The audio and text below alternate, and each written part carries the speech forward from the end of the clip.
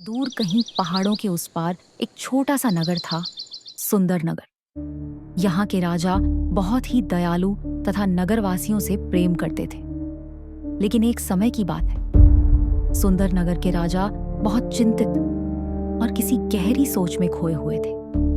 तभी रानी कक्ष में आती है और राजा की चिंता देख पूछती है, महाराज, आपके मुख पर ये चिंता की लकीरें मुझे व्याकुल कर रही हैं। क्या नगर में कोई संकट, आपदा छाया है?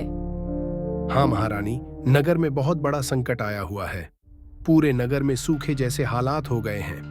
प्रजा में व्याकुलता बढ़ती जा रही है। अगर जल्द नगर में बारिश नहीं हुई तो भुखमरी जैसे हालात हो जाएंगे। महाराज, इस घोर संकट का समाधान अब केवल महर्षि ही कर सकते हैं।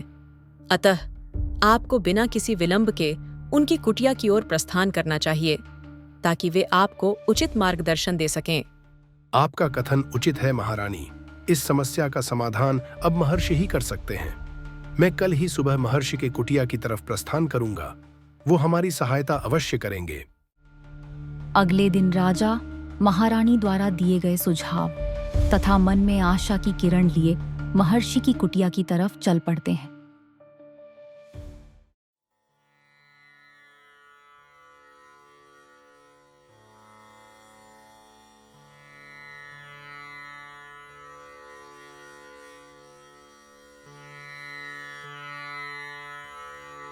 प्रणाम महर्षि। मैं आपके ध्यान भंग के लिए क्षमा प्रार्थी हूँ, किंतु एक गंभीर समस्या ने मुझे व्याकुल कर रखा है। राज्य पर संकट गहराता जा रहा है। जल के स्रोत सूखते जा रहे हैं और प्रजा भय एवं पीड़ा में है। मैं आपसे मार्गदर्शन की प्रार्थना करता हूँ। कृपया मेरी व्यथा सुने और कोई उपाय बताएं। राजन, वर्षा की कृपा के लिए वरुण देव को प्रसन्न करना अनिवार्य है। वे जल के स्वामी हैं। जब वे प्रसन्न होते हैं तब पृथ्वी पर अमृत स्वरूप वर्षा होती है, परंतु जब वे रुष्ट हों तो समस्त सृष्टि तृषा से व्याकुल हो उठती है। अतः आप उनको प्रसन्न करने के लिए वरुण यज्ञ करें। किंतु यह केवल प्रथम चरण है। जब यज्ञ सफल होगा और वर्षा इस भूमि पर पुनः बरसेगी, तब तुम्हें एक और कहीं अधिक कठिन कार्य करना होगा। एक राक्षस, नामहीन किंतु क्रूर, दक्षिण के अरण्य में विचरण करता है। वह अनेक महर्षियों को बाधित कर रहा है, उनके यज्ञ भंग करता है, ध्यान तोड़ता है। उसका अंत अब आवश्यक है, पर स्मरण रखो, उसे न कोई साधु न कोई देवता मार सकता है। उसे केवल एक वीर और उससे भी बढ़कर एक सच्चा राजा ही पराजित कर सकता है। यह कार्य तुम्हारा है राजन। महर्षि, आपका आदेश मेरे लिए एक व्रत के समान है। यदि वरुण देव की कृपा पाने के लिए मुझे तन मन और आत्मा से यज्ञ करना हो तो मैं पूर्ण निष्ठा से करूंगा, और यदि धर्म के मार्ग की रक्षा के लिए मुझे उस राक्षस से युद्ध करना हो तो मैं अपने प्राणों की आहुति देने में भी नहीं हिचकूंगा। मुझे गर्व है कि आपने मुझे इस योग्य समझा। अब मैं केवल एक राजा ही नहीं, धर्म का सेवक हूं। राजा महर्षि के मार्गदर्शन से लौटते ही मंदिर प्रांगण में यज्ञ की तैयारी में जुट गए। अग्निकुंड की ज्वाला उठी और चारों ओर वेदों की मंत्रध्वनि गूंज उठी। वातावरण एक अद्भुत ऊर्जा से भर गया था। राजा ने पूरे मन से पूजा में हिस्सा लिया।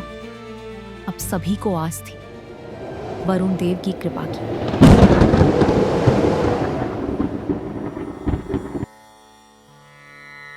हे राजन, तुम्हारी आस्था और लोक कल्याण की भावना ने मुझे प्रसन्न किया है। तुम्हारे प्रयास व्यर्थ नहीं जाएंगे। अब समय आ गया है जब यह भूमि फिर से जीवन से भर उठेगी। मैं तुम्हारे राज्य को वर्षा का आशीर्वाद देता हूँ। तुम्हारा यह कर्म सदा स्मरणीय रहेगा। धर्म के पथ पर इसी निष्ठा से अग्रसर रहो। ज्यों ही यज्ञ पूरा हुआ, बादल छा गए और बारिश होने लगी। सूखी धरती जैसे जी उठी। पूरे नगर में खुशी की लहर दौड़ गई। बच्चे नाचने लगे। लोग मुस्कुराते हुए आकाश की ओर देखने लगे। सबके दिल में बस यही बात थी, अब सब ठीक हो जाएगा। राजा बिना देर किए उसी रात राक्षस की तलाश में जंगल की ओर निकल पड़े।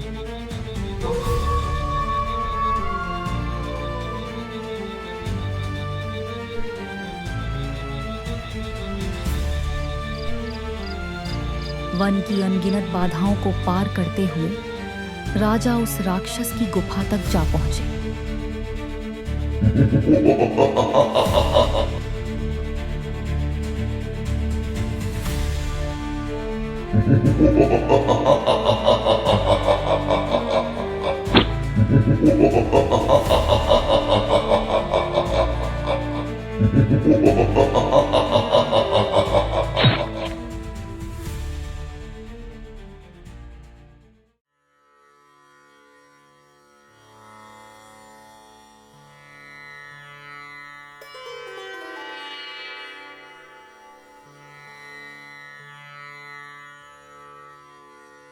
प्रणाम महर्षि। आपके आशीर्वाद और मार्गदर्शन से यज्ञ पूर्ण हुआ, वर्षा पुनः धरती पर बरसी और वह राक्षस जो तपस्वियों को पीड़ा दे रहा था अब इस संसार में नहीं है। धर्म की रक्षा हुई है। राजन, तुमने केवल एक यज्ञ नहीं, धर्म की लौ को पुनः प्रज्वलित किया है। तुमने केवल राक्षस का अंत नहीं किया, अधर्म, भय और अहंकार का वध किया है। तुम्हारा यह कार्य आने वाले युगों तक स्मरण रखा जाएगा। सत्य, साहस और सेवा तीनों को एक साथ जीना ही सच्चे राजा की पहचान है। और आज तुमने सिद्ध कर दिया कि तुम केवल एक शासक नहीं, एक धर्मराज हो। तुम्हारा राज्य समृद्ध हो, प्रजा सुखी हो और तुम्हारा नाम यशस्वी हो। मेरे आशीर्वाद सदा तुम्हारे साथ हैं राजन।